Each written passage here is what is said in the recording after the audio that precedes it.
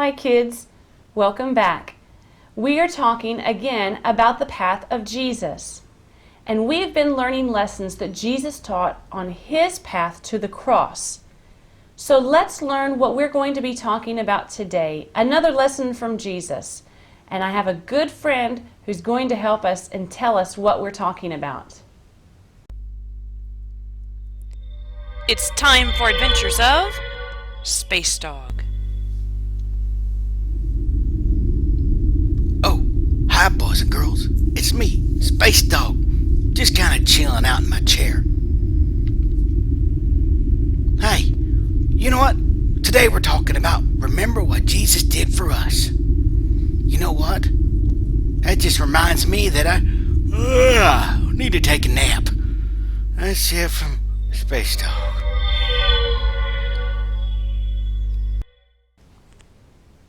Today we're talking about a word that's kind of big. It's called communion. And this is a lesson that Jesus taught his disciples the night before he died on the cross. And he was eating a meal with them, eating bread and drinking some wine also. But he wanted to teach them an important lesson to remember what he was about to do for them. And the verse that we're going to learn today is just about that. It says, "When you eat the bread and drink the cup, you are announcing the Lord's death until he comes again." 1 Corinthians 11:26.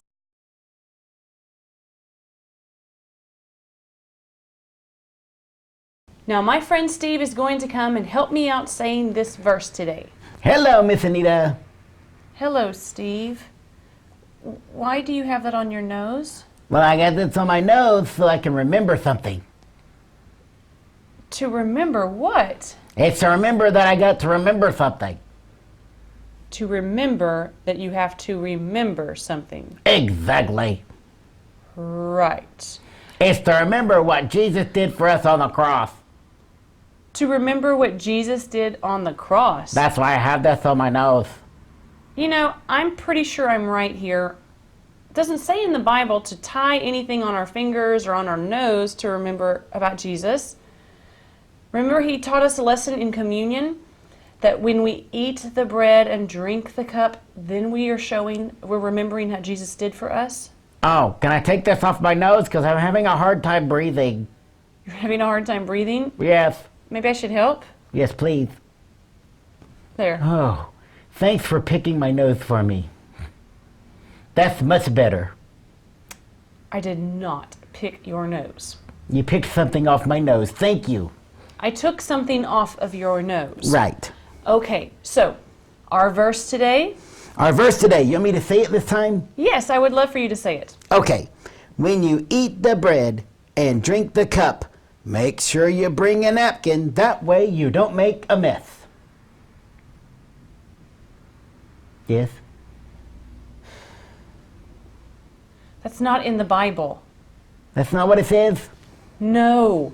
It says when you eat the bread and drink the cup, you are announcing the Lord's death until he comes again. 1 Corinthians 11:26. Oh. Okay. How about we say it together? Okay. With the boys and girls this time. With you too. Are you ready? I'm ready. Okay. When you eat the bread and drink the cup, you are announcing the Lord's death until he comes again. 1 Corinthians 11:26. Okay, Steve, thank you very much. You are welcome. And we will see you later. Yes, and we'll see you See later. you later. Bye. Bye-bye.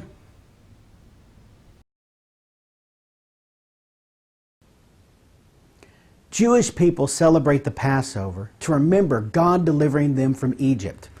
But when Jesus did this meal this time, it was much different. He was talking about himself. He was talking about his body and his blood, and the disciples at the time did not understand what this was. But later they came to understand Jesus was talking about when he died on the cross.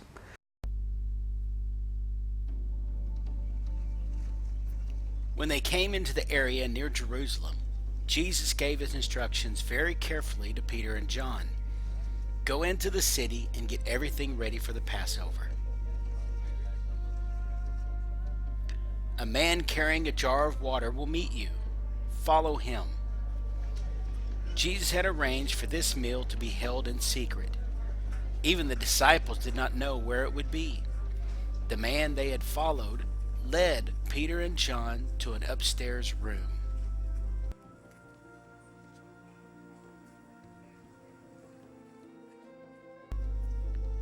Here Jesus would eat the Passover meal with his disciples, and they would not be disturbed. After several hours, everything was ready. Jesus brought the other disciples with him. To John he gave a place on his right side, and to Judas a place on his left, where it was easy for him to reach the door.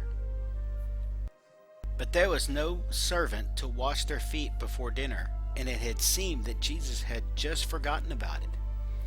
The disciples started to argue about which one of them was the most important.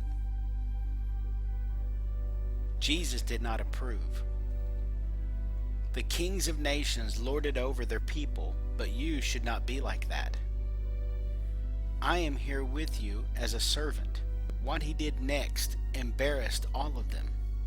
Jesus had not forgotten about washing their feet. The bowl, the pot of water, and even the clean towel were all provided. Only the servant was not there. And now the reason became obvious. Jesus himself became their servant and prepared to wash them. He washed the feet of Judas. He knew that Judas had decided to betray him to the chief priests and the Pharisees, but still he washed his feet, and Judas let him do it. The one who would be the greatest among you, said Jesus, let him be the servant for everyone. Jesus did not have to prove his importance.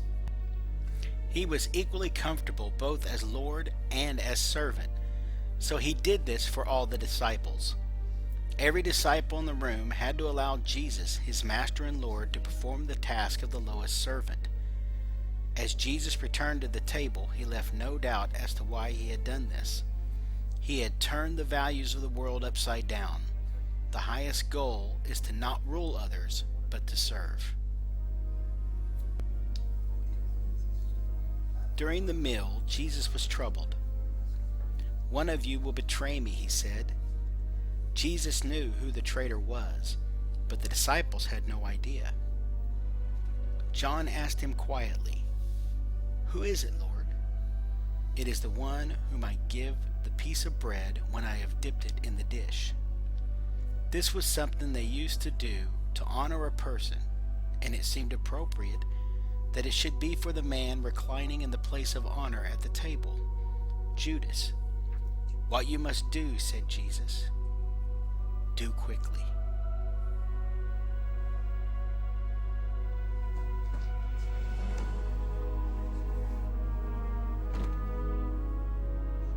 Jesus took the Passover bread. First he spoke an old Jewish prayer.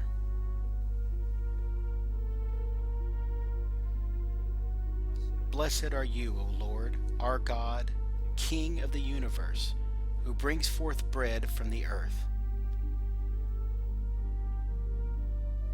He went on with his own words. Take it, eat it. This is my body, which is given for you. Do this to remember me. The bread of the Passover was to remember when God had delivered their ancestors from slavery in Egypt. But Jesus was telling them to eat it to remember him.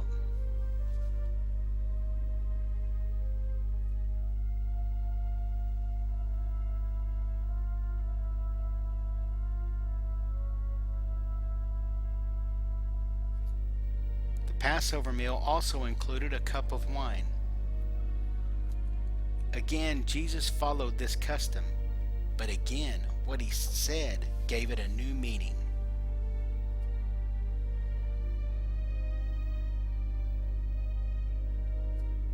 This cup is the new covenant in my blood, poured for many for the forgiveness of sins. Drink it, all of you.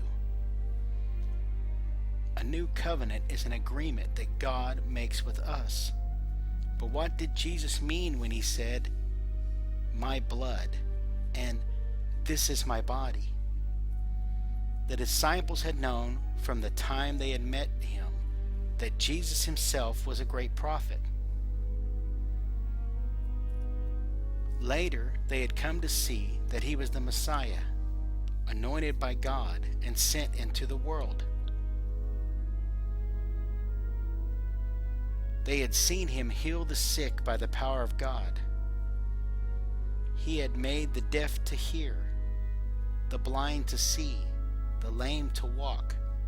But now Jesus was speaking of himself as a sacrifice.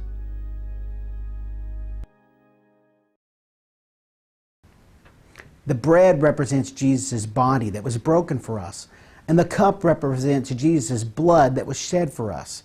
And we take this today in something we call communion. It's to remember what Jesus did for us. And every time we take this, it's to remember him.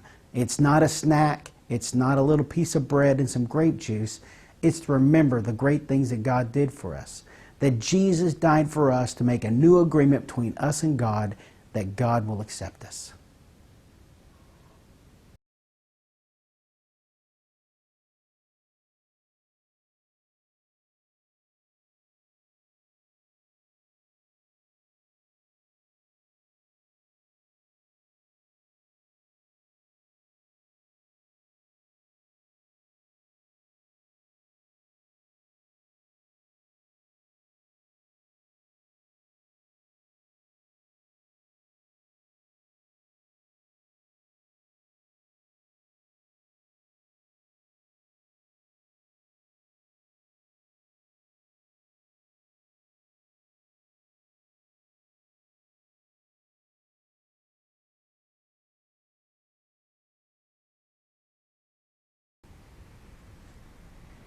Hi, my name is Ellie, and it's time for Ellie's Stories by me, Ellie.